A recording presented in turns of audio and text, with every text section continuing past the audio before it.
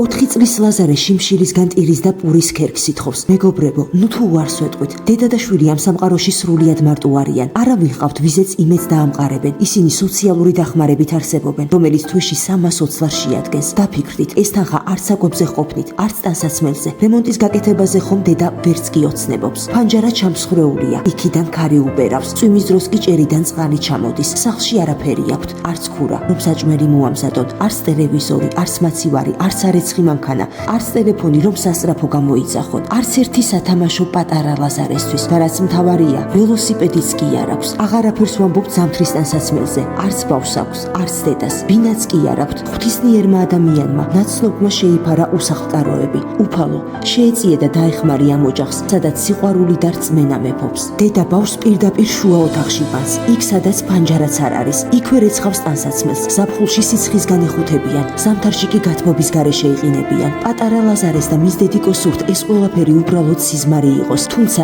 ეს საშინელი რეალობაა, რომელსაც მხოლოდ თქვენი დახმარებით დააღწევენ თავს. ჩვენო ყველაზე მოწყალე და კეთილო მეგობრებო. გადარიცხეთ ნებისმიერი თანხა ჩერნოვეცკის ფონდის ოფიციალური საიტის მეშვეობით.